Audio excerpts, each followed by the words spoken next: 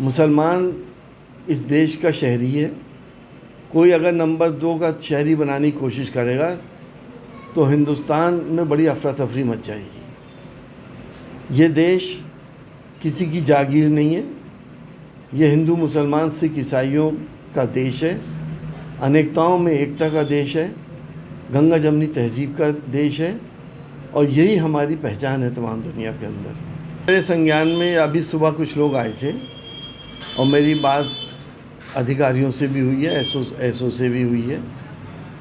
मुझे पता चला है कि इस गांव के अंदर 50 साल से एक जगह पे नमाज़ होती थी।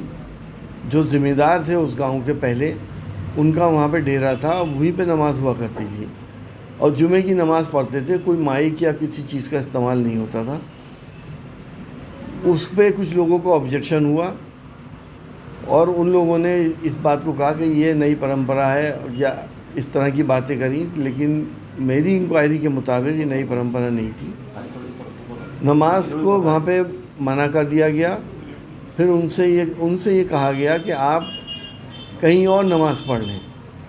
जब उन्होंने दूसरी जगह नमाज़ पढ़ी तो भी उस पर ऑब्जेक्शन हुआ और उनसे फिर ये कहा गया कि आप अपने अपने घरों में आप अकेले नमाज़ पढ़ सकते हैं। हमारी बात हुई है क्योंकि ये इस गांव में सब हिंदू मुसलमान साथ रहते हैं और अच्छा माहौल भी है यहाँ पे, ख़राब माहौल नहीं है।